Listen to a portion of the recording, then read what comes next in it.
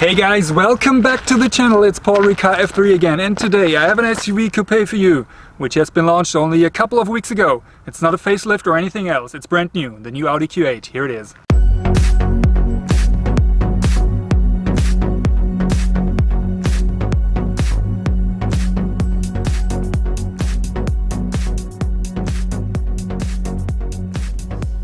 The new Audi Q8 luxury SUV coupe has arrived to challenge the BMW X6 and Mercedes GLE. The all-new Audi Q8 sits at the top of Audi's SUV range, even though it is in fact a little smaller than the Q7 on which it is based. The Q8 is 6.6 centimeters shorter overall, 3.5 lower, and has a body that's 2.7 centimeters wider than that of the Q7, but uses the same wheelbase. It brings a sloping roofline, a wider stance and the most aggressive front end yet seen on an Audi.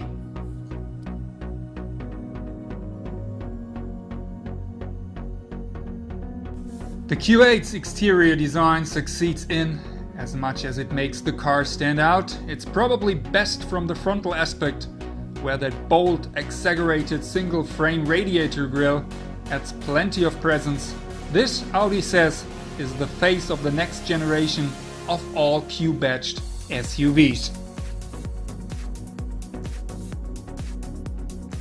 The Q8 is available with just one engine at launch, a 286 horsepower 3-liter V6 diesel called 50 TDI, a 228 horsepower 45 TDI V6 diesel and a 335 horsepower 55 TFSI V6 turbo petrol will be offered next year, probably followed by the RS Q8, which has been spotted recently. The 50 TDI is a good engine, pulling strongly from low revs always makes you feel like it has plenty of power in reserve, so basically you get the kind of performance you would expect from such a car. However, it is not breathtaking. For that, you probably need to go for one of those high-performance petrol engines.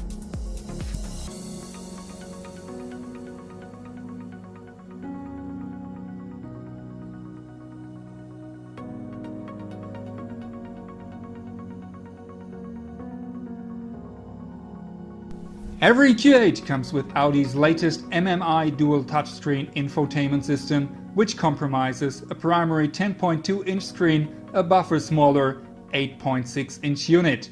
The responsiveness of the software is excellent, the quality of the graphics top-notch and entirely worthy a flagship SUV. The upper screen controls all of the Q8's features and functions, such as the satellite navigation, vehicle settings, and telephone connectivity, while the lower screen is intended to display those features you interact with most often, such as the air conditioning, radio, and seat heating.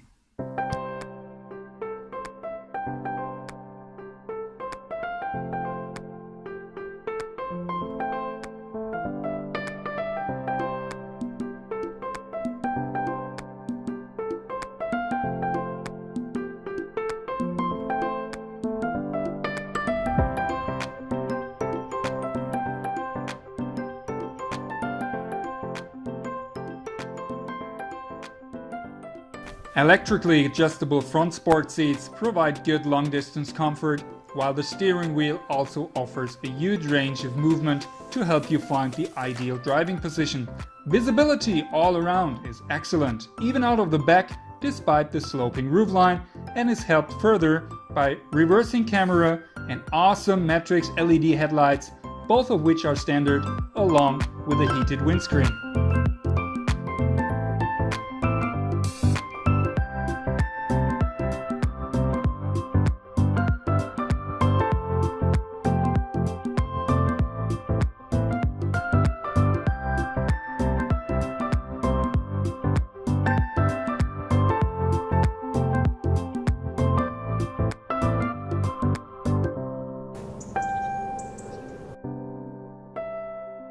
While a sloping roofline can do wonders for a car's look, it's usually bad news for rear headroom. However, the Q8 performs most rivals here.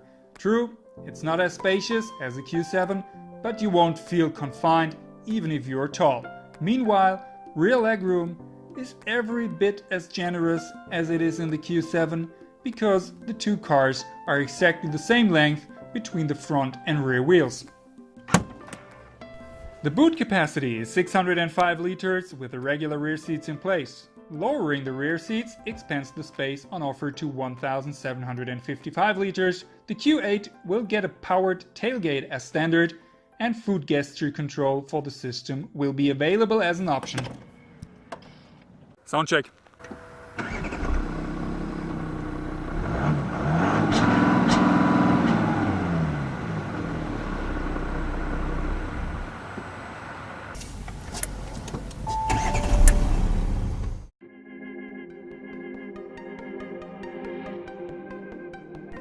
The Q8 is actually a mild hybrid, meaning its engine can turn off for a limited amount of time at a cruise to boost efficiency.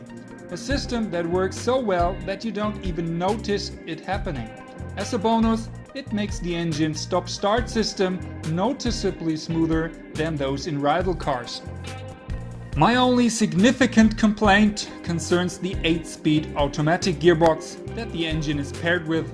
It can be painfully slow to kick down, and if you go to overtake, for example, it hesitates for a second before finally delivering the power. This is genuinely frustrating and also something I experienced regularly with the 9G-tronic in the Mercedes GLE Coupe 350 diesel, which I reviewed recently.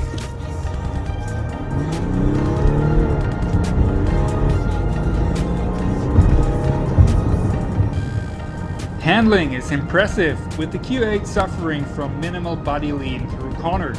Adaptive suspension is standard, air suspension optional. Whatever driving mode you select, the Q8 is never uncomfortable, even on the largest 22-inch wheels my car is equipped with. The quattro 4-wheel drive ensures the Q8 has plenty of traction out of sharp bends, while fast camber changes had only a limited effect on the Audi stability. 4-wheel steering is available as an option. While it makes the car feel a bit sharper on turn-in and a bit more stable at motorway speeds, the biggest benefit is the reduced turning circle. Overall, the Q8 is on par with the BMW X6 in this area and a bit sportier than the Mercedes GLE. This is the Audi Q8, the German brand sister vehicle for the Q7 and a new entry in the increasingly popular coupe SUV sector. It's a rival for the BMW X6 and Mercedes GLE and will be priced from around €76,000.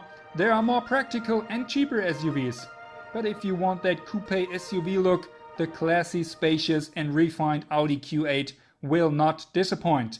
The engines are currently limited to the 50 TDI, but I would expect that with the upcoming V6 turbo petrol named 55 TFSI, you will get an even better engine, which will totally give you the performance and sound you would expect from such a car.